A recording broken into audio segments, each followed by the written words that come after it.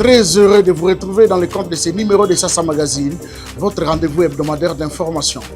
Mesdames et messieurs, bienvenue. Plus de 500 poches de sang et 14 tonnes d'intrants vitaux envoyés à Goma pour la prise en charge de blessés dans la zone sous occupation rwandaise. Une initiative du ministre de la Santé, Samuel Roger Kamba Moulamba. Sassa Magazine. Face à l'agression rwandaise, les jeunes leaders dans la province d'Ituri lancent une campagne de sensibilisation pour mobiliser la population et organiser la résistance contre les RDF et leurs alliés du M23 AFC. Sassa Magazine. Enfin, urgence environnementale, la commune rurale de Louisa au Kasaï central menacée par de têtes d'érosion. La société civile tire la sonnette d'alarme et appelle à une intervention rapide des autorités pour stopper la progression des ravins qui engloutissent des habitations. Voilà tout pour les sommaires. Au total, plus de 500 poches de sang et 14 tonnes d'intrants vitaux viennent d'être acheminés à Goma pour garantir la prise en charge effective de blessés dans cette zone sous occupation rwandaise. Ceci est le résultat de la campagne don de sang pour nos compatriotes initiée par le ministre congolais de la Santé publique, Samuel Roger Kamba Moulamba. Suivez.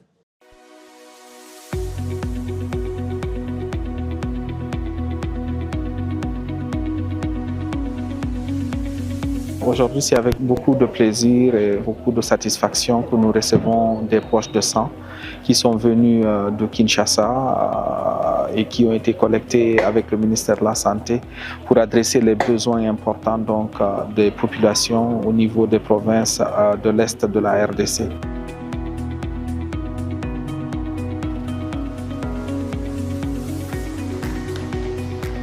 L'utilité du sang, c'est pour subvenir aux besoins de malades nécessiteux qui ont besoin du sang au niveau des structures hospitalières. Ça sera utile au niveau des Nord Kivu ainsi que du Sud Kivu. Les efforts qui ont été faits depuis maintenant 3 semaines par l'Organisation mondiale de la santé pour les transporter par plusieurs endroits pour qu'ils arrivent ici aujourd'hui.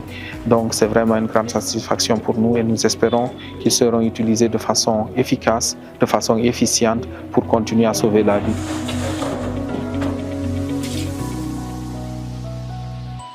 Agression rwandaise dans la partie est de la République démocratique du Congo. Les jeunes leaders de la province de l'Ituri tiennent les taureaux par les cornes en lançant une forte campagne de sensibilisation des différentes couches sociales afin de barrer la route au RDF et leurs supplétifs du M23 AFC à arriver à résister contre toute politique d'envahissement de cette partie du pays. Reportage. La coordination provinciale de jeunes leaders de l'Ituri s'arrange en ordre de bataille pour mobiliser les Ituriens à la prise de conscience pour s'opposer à tout mouvement subversif contre la République. À toute la jeunesse de l'Ituri d'une manière particulière, de ne pas se laisser manipuler par ces inconscients qui visent piller nos richesses, qui visent nous dominer et qui veulent exterminer le peuple congolais pour installer le peuple étranger. J'invite la jeunesse à ne pas céder à la division, parce que ces ennemis de la paix veulent nous opposer à nos autorités. Tout patriote congolais, en ce moment, doit cesser d'abord l'aspect de l'opposition. L'on doit voir la patrie. Le coordonnateur national de cette structure juvénile, l'ingénieur Christian Chaouri, demande à la population de l'Ituri de prêter main forte aux forces armées pour venir au bout de forces négatives qui cherchent à déstabiliser non seulement la RDC, mais aussi l'Ituri. Je demande à ceux-là qui sont en train de semer les troubles sur le lac Albert, nous leur disons qu'il est temps d'être aux côtés des FRDC, de dénoncer tout cas suspect, mais aussi que nous puissions être tous vigilants. Ceux-là qui sont patriotes comme nous, de se joindre à nous, afin que nous puissions renforcer les rangs des FRDC, que nous puissions entrer dans la rade pour que nous puissions tous combattre l'ennemi. Et les vrais Wazalendo doivent être connus et visibles ici, en province de l'Ituri, parce que nous en faisons déjà partie et nous avons besoin que les autres viennent aussi pour que nous puissions ensemble combattre cette agression rwandaise. À tout état de cause, l'administration militaire est déterminée à mettre hors d'état de nuire les ennemis de la paix, d'où la population de l'Ituri est invitée à redoubler la vigilance, la dénonciation et soutenir le pouvoir légalement établi. Le secrétaire général de la conférence épiscopale nationale du Congo, CNCO, a répondu à l'invitation du vice-premier ministre de l'Intérieur, Jacquemaine Chabani Louko, en vue de fournir des éléments de preuve sur les allégations faisant état d'une chasse à l'homme contre les Swahiliphones en RDC. Au sortir des échanges avec le patron de la sécurité, l'abbé Donatien Cholet déballe l'essentiel de cet état-tête. Suivez. D'abord, ce que vous devez savoir, c'est que, en vertu de l'accord cadre, la CNCO, l'Église catholique, dépend du ministère de l'Intérieur et non du ministère de la Justice. Donc, ce qui fait que chaque fois qu'un membre de la CNCO vient ici, c'est dans ce cadre-là. On a échangé avec le VPM, d'abord sur les questions d'actualité, où nous nous sommes échangés des informations très précieuses, où nous nous sommes fait des recommandations très précieuses, où nous nous sommes fixés une ligne de collaboration pour mieux appliquer l'accord du cadre dans ses dispositions. Et le deuxième volet, c'était justement pour parler de certains aspects de cet accord qui doivent être mis en œuvre. Voilà. C'était très bien, c'est un homme, c'est la première fois que je le rencontre, un homme posé, réfléchi, qui n'est pas comme des semi-illettrés que nous retrouvons dans la presse malheureusement.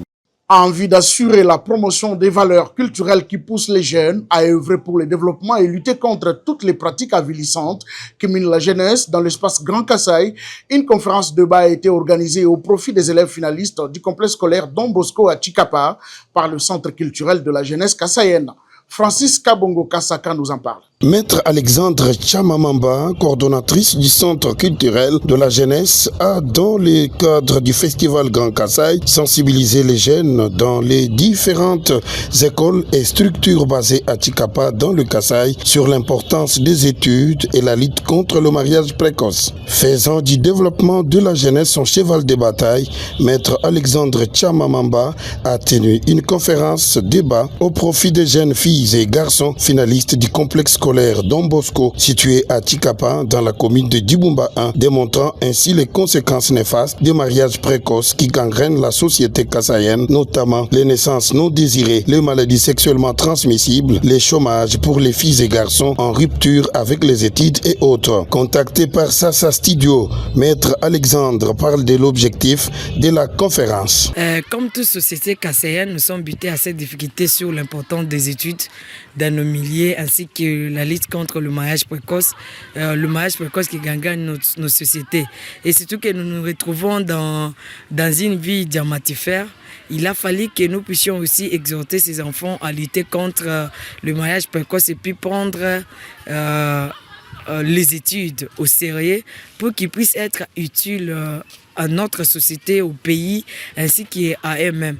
Et ces activités ici s'inscrivent dans le cadre de la 4e édition du Festival Grand Kasaï, où nous faisons des conférences, débats sur des sujets quelconques, sur le sujet de la paix, sur le sujet de la société, sur plusieurs sujets que nous rencontrons chaque fois, chaque année, quand le festival passe, nous évaluons comment la société évolue, et c'est comme ça que nous conservons des sujets qui peuvent édifier cette jeunesse à aller de l'avant. Skywood, la solution innovante et durable. Des têtes d'érosion menacent la disparition de la commune rurale de Luisa.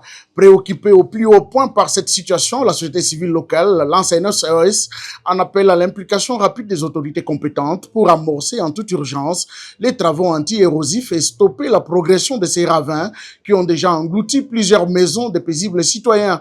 Freddy Million Mbwebwe et André Katende nous dressent la situation dans cet élément. La commune rurale de Luisa fait face à plusieurs problèmes liés à son environnement. Plus de 10 têtes d'érosion ont été identifiées, menaçant cette entité rurale depuis un certain temps. C'est ce qu'affirme M. Guillaume Chidmilambu, Mouila Mwakankound, bourgmestre de la commune.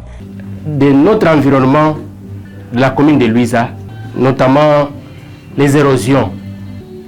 Au total, selon nos services techniques, avec les rapports à notre possession, c'est 11 têtes d'érosion. L'érosion Kanga, qui porte les noms de la source d'eau potable Nkanga, située au quartier Kasselewa, dans la commune rurale de Luiza, fait partie des plus graves. Sur son passage, plusieurs constructions ont déjà été englouties. L'une des bâtisses, fierté de Luiza, appartenant à M. Mouleka japonais, se trouve à seulement 2 mètres de cette érosion. Didier Njila Bwamukishi, président du cadre de concertation territoriale de la société civile de Luiza, plaide pour une intervention et une assistance à tous les niveaux car leurs efforts locaux n'ont pas donné les résultats escomptés. Nous avons trop de soucis, nous avons des problèmes dans le cadre de l'environnement. De l'une ou l'autre manière, il y a eu beaucoup d'efforts de la communauté. Nous avons sensibilisé les jeunes de ces quartiers pour que nous puissions mettre fin à cette érosion, mais les efforts étaient vains. Ce que nous voudrions, l'implication des autorités politico-administratives du niveau national, provincial et territorial. Les efforts que la population venait de fournir, vraiment ce sont des efforts vains.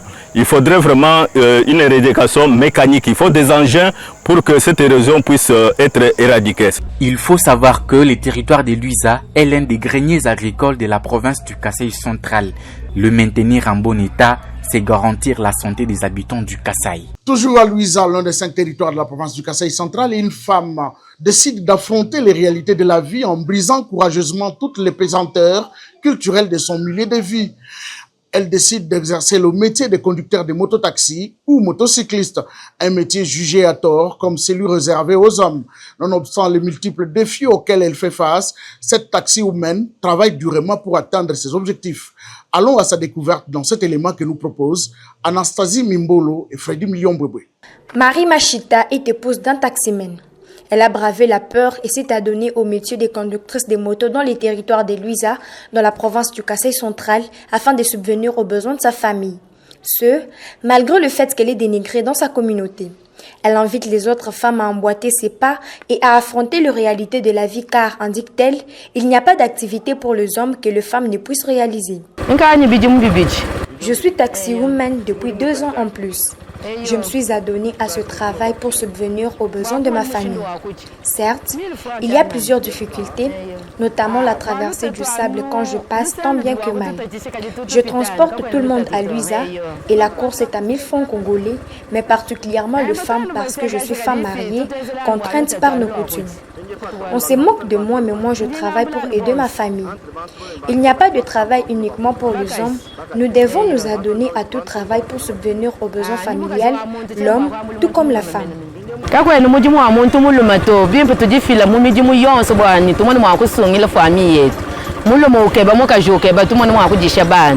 Buté à plusieurs difficultés, notamment le sable sur la route et les normes sociales de sa communauté qui ne la permettent pas à transporter les hommes, Marie Machita est obligée de redoubler les efforts en vue d'atteindre ses objectifs.